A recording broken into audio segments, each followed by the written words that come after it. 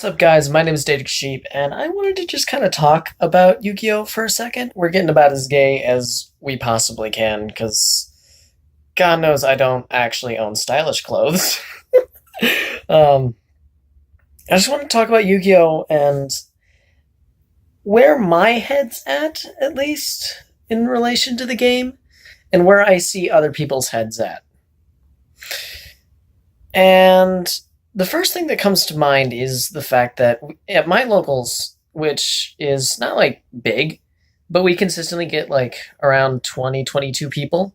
So we get, 4 rounds of interesting games and other hyper casual games, which is honestly, it's great. I'm glad that people can come and play it all, just kind of tiers of competitiveness. We have one kid.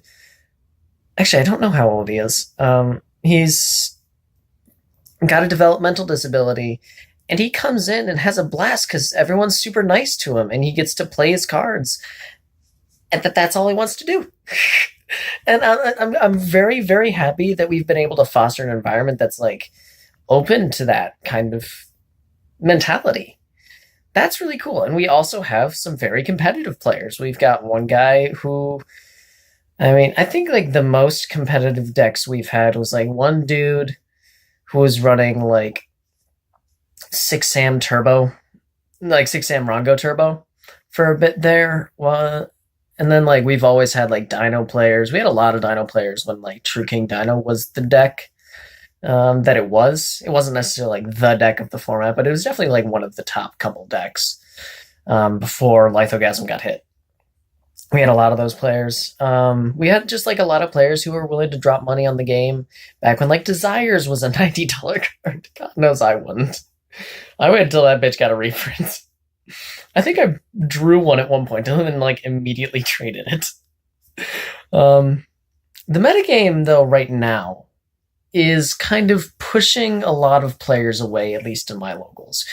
We've had one player actually straight up quit. I bought his like favorite deck because he was offering it really fucking cheap, and I'm gonna hold on to it in case he ever decides to come back, because he was really fun to play with. And I'm gonna play with the deck because it's Odd Eyes. It's a almost max rarity Odd Eyes deck that he was selling really cheap, and I want to keep that bitch in good condition because God knows not. It's a bad reason to spend $100, but it's $100 for a $300 deck that I know someone else wouldn't have taken care of. I wanted to see that get like the respect it deserves, because also the Odd Eyes is one of my favorite decks. At least it used to be. I need to like find a way to play it again, because the pure build isn't necessarily what I want to do, and I want to see how the high tier pendulum decks feel, and I'll obviously incorporate the bulk of an Odd Eyes engine in it. Like, I'm not just gonna play Magicians featuring Odd Eyes. I'm gonna play Odd Eyes featuring good pendulum cards. But we've got other players considering leaving the game. Some who I know won't. Some who might. And it's sad. It's sad because these are some of like the like in between competitive and casual players that are considering leaving. And I think that's to be expected a little bit, because when you're at that stage, now I am just below competitive. I will drop money on the game, but not if it's something that I'm not going to personally really enjoy. I was never going to buy impermanence when I was playing Ultra Guys. I had one because my friend was getting rid of it, and that was fine. I didn't really care about that. I'm gonna, I really wanted to build Orcus, and then it, topped. I really wanted to play Lunalights, and then it topped. I got really lucky. And I bought like, cheap danger cards. I got the Thunderbird. I'm not getting Nessie, Bigfoot, and Tsuchinoko. I was gonna get Chupacabra maybe, but I knew it wasn't like good unless you have a pretty big Odd Eyes engine. Or sorry, not Odd Eyes, Danger engine. And it's definitely not good right away, and so I just didn't think like that was worth it. And then it spiked, so I guess I'm not doing that now. And I think that right there, that's the thing that kind of dissuades a lot of like people who are in between casual and competitive, because casual players are never going to give a shit. Casual players are going to play whatever the fuck they want and just keep doing that. and that's beautiful. And competitive players are going to be able, usually, to afford whatever kind of deck it is they're going for, and then they'll sell that off and go for something else. And they can just constantly facilitate, doing something new and keeping it fresh and getting that same entertainment value out of it. But that mid range is going to have trouble because they want to be like competitive within their capability. And it seems like lately the ceiling for like the gap, I don't want to say the ceiling, the gap between competitive and not is widening. Just due to, part of it is monetary restrictions. Like if everyone could afford a Danger Engine, then everyone would be playing it. Danger, and I can talk about the Danger Engine, I will, because I have an idea of like what should be done with that. But the Danger Engine is a big culprit because it's an expensive engine that most of the fun decks are going to be combo decks, or aggro decks, if to like middle range players. That's just what I'm going to kind of refer to that in between stage, just middle range players. Also because I think it's a little bit analogous to the middle class. Who'd have thunk that a game whose entire driving structure is a secondary market would be analogous to an economic system? Who'd have thunk? But the gap, as it widens, both in monetary restrictions and in playstyle restrictions. And what I mean by that is the best decks are generally going to follow a formula. Now, I think it was MCole40 was talking about how going. Oh, no, it was House of Champions. Talking about how going second is good again. Going second is good again within a defined meta. Now, what I mean by that is we have kind of retroactively defined the meta of YCS Chicago, but it wasn't defined going into it, and people are just kind of taking gambles. People realize, okay, the best decks, people are still going to be playing Sky Strikers because that deck is going to kind of be like Spellbooks or BA. As long as it functions, and it functions well, people are still going to be playing because what it does is inherently good. As long as Engage exists in the same way that as long as Seer and Graph exist, that deck is still playable. But where's it going? So Sky Strikers is going to always exist. Altergeist, until that deck gets checked, which I don't really think it needs to be, but until it does, that deck is going to have some play representation. Not outside, we're not talking about top 32. Just is going to have play representation across the player base. Thunder Dragons, until that deck gets checked, people are still going to play it because it's one of the best. It's one of the best aggro / stun decks that exist right now. It's that, and then like True Draco, but True Draco isn't nearly as good at being aggro because it relies on what you draw rather than a combo you can produce. If that makes any sense. So you've got decks that people know are going to be good. These decks are generally going to be the best when they're going first. And so you have to, and so you can make that assumption that people are going to be doing that. Now, you can then design around that. And we have, after the last couple sets, a lot of design choices to make. The Pot of Extravagance, the Danger Engine, Red Reboot. A lot of these cards enable you to say, okay, how do I want my deck to work? Not like, what do I want to have access to? How do I want my deck to work? Because one of the best things about the Danger Engine, without making an archetype of upstart goblins that put bodies on the board, is that it allows you to get to a defined strategy very quickly and very consistently. And now that's not like a new thing to state, but it lets you do it so unbelievably well. Orcust, attack deck with a Deception, or the Lunalight deck, or any combo deck. Thunder Dragons. What do I want to get to is kind of the question of dangers. Do I want to get to something, or do I want to set something up? Now, dangers aren't necessarily going to help you set something up if they're properly checked. But right now they are. That's kind of the cancer thing, is they're both getting you to something and setting something up. That's why I don't know why they're one of the best, or at least most competitive things about this format. They don't mesh with everything. World Legacy, the Guard Dragons, the Crusading Guard Dragon. There we go. That deck doesn't, like, you can't use dangers. But if you do want to play that deck, there are other things you have access to. Like, you kind of have to figure out, what do I want to do? Do I want to go full aggro? Okay, well then, if I want to go full aggro, do I want to have the option to go first? If I don't, what decks do I want to build for, assuming I'm going to be going second every time? If I don't go second first game, I'm going to have a big problem. Or if I want to have that that first option, what decks when going second are going to be best against me?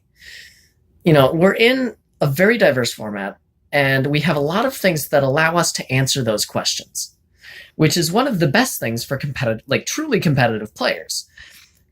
They are able to answer those questions in a way that you can't necessarily do in a tier 1 strategy where it's flip the coin. This isn't necessarily a coin flip meta.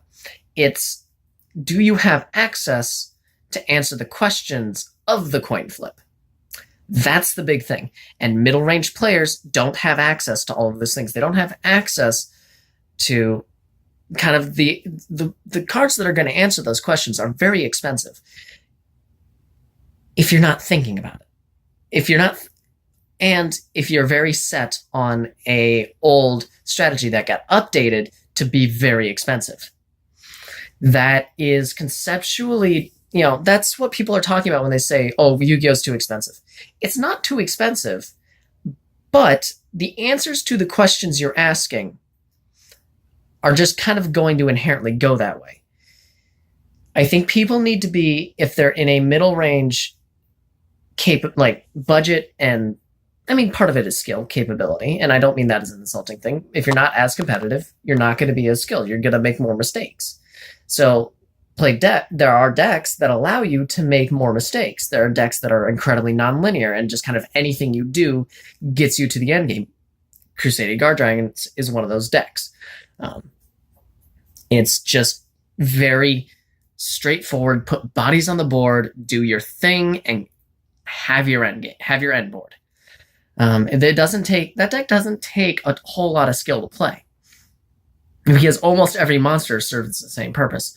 And meanwhile, in a deck like Orcust, depending on the variation you're playing, you have to kind of work through some awkward hands to get to the same end board, or a similar end board, depending on how far you want to extend. If you're a greedy bitch like me, you extend all the way every goddamn game until you have reason not to. And that's why I'm never going to be good. If you're not going if I'm not dropping everything and just saying go in on it, then I feel a little bit bad. I feel like, oh, but if I don't do the thing, then they could exploit that. But they could also exploit me just walking way too far forward. I'm sorry, I got a notification. And so, yeah, these are the questions. These are examples of what your thought process needs to be. And I've experimented with quite a few of the decks that have gotten really popular. Right before Lunalights won YCS Chicago, I noticed that they had got 4th place at a regional. I can't remember where the regional was, but I'm that looks like it's going somewhere, and no one's totally paying attention to this. And I can't remember if I mentioned it to anybody, but it was on YouTube. Anyone who was interested in Lunalights probably saw that profile, but nobody was looking for that. That kind of stuff is hard to find if you're not in the highest of competitive circles, where they kind of know what the highest of competitive players are doing. And the guy who won YCS Chicago said that his deck got leaked. I don't know if it was the guy who won, who got fourth place at that regional, if that was the leak he was talking about, or if like that's where he, or the leak was like where he got the list or something. I don't know. But that information was available, and that information is all only going to be likely to be seen for like a lower tier deck that's on the down low if you're already interested in that deck. And so that's where that information becomes difficult to access. And I really wish that like there was a better way to go about like bringing that information together. And Top Decks is an interesting website that I don't see anybody like utilizing to do much interesting things with. Like Yu-Gi-Oh prices is a great way to bring together information about card prices, but nobody talks about like people talk like about like the top 32 of YCS Chicago. That tournament has gotten so much attention over the last month that it's honestly one of the most popular tournaments that I've personally ever seen. Now I know that YCSs generally are going to get a lot of coverage, but this one, maybe this was the one that I was truly like watching the competitive scene for, but this one feels different. This feels different because it was diverse and kind of showed that gap between what the best way to sum it up is that tier 1.5, the decks like, Crusadius, the decks like Cyber Dragons and Altergeist, I would honestly claim is tier 1.5, not necessarily tier 1. Trickstars are definitely tier 1.5. Tier 1.5 is the new tier 2. We kind of need to realize that a lot of these really insanely good decks like Cyber Dragons, who aren't like going to be pulling out wins, like these decks aren't meta. These decks are now like, these decks are tier 2. And maybe it's not like, maybe everyone already thinks that, oh yeah, that's a tier 2 deck. That makes sense. But there's definitely a difference between that and something like Pure Odd Eyes. Pure Odd Eyes is a really, really well-designed deck. It's a well-designed archetype. It does really cool things. But I think maybe a good way to talk about this is that casual players, myself included, are going to naturally overestimate how good their deck is, especially if it's already something that's pretty damn well designed. Like Lunalights are incredibly well designed. Shadal's incredibly well designed, and really in a good spot to do something interesting now that Construct is back. Like that's a really, really cool thing that they have access to now. But I think we need to lose the concept of tier 1.5 and realize that the barrier between tier 1 and tier 2 is getting bigger. Cyber Dragons, I think, are a bad example because they've always been like on the periphery, or at least they have been for like the last solid year. But in a more diverse meta, it's going to push the low, like within the range of tier 2, the cream of the tier 2 crop is going to immediately jump up because it just has more access. The cream of the tier 2 crop is just inherently going to seem better and honestly just be better suited to take wins. And as the game gets more diverse, and as the game has more answers to complex deck building questions, it's going to be tougher for real, like, I don't want to say bad decks, but decks, bad decks, like Crawlers or, my tier 4 babies Ghost Tricks. Yes, I'm that guy. It's going to be harder for them to claim tier 2 status. It's going to be much more difficult. And I don't think there is a good way to solve that without just more support for those decks that is competitive, or tampering down how diverse the meta is. Now, I don't want to do that, but I think that what should happen is more decks like Crusadia Guard Dragons. More decks like Crusadia Guard Dragons means we have accessible meta options, rogue options, I guess, more better put, more accessible rogue options that do different things, and that you don't necessarily need all these answers for because it's so well designed and can't even incorporate some of those things. Why aren't you playing Dangers? I can't. I am physically barred from it.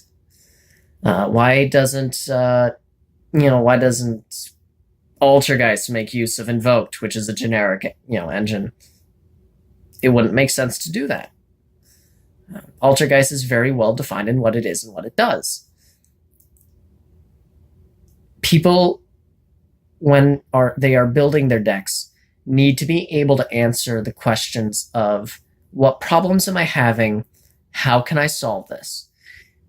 And if that's not a question that you want to answer, then you're either a very casual player, and that's fine. You don't have to answer these, but these are competitive-centered questions. And they enable you to play the game in a way that's not disheartening. And that's the big thing. When you're in a more competitive arena. The giant breadth of character in my personal local is very large.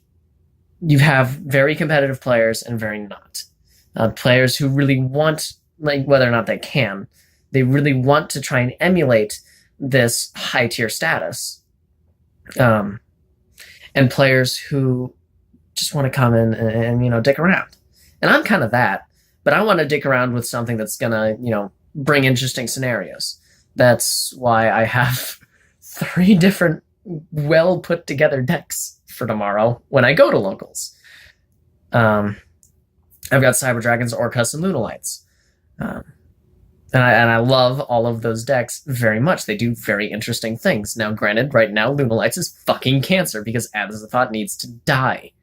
I want to make another video just talking about what I think needs to happen with the competitive meta. I know everyone in the Mother's talking about it, but I haven't heard certain things that I would like to hear.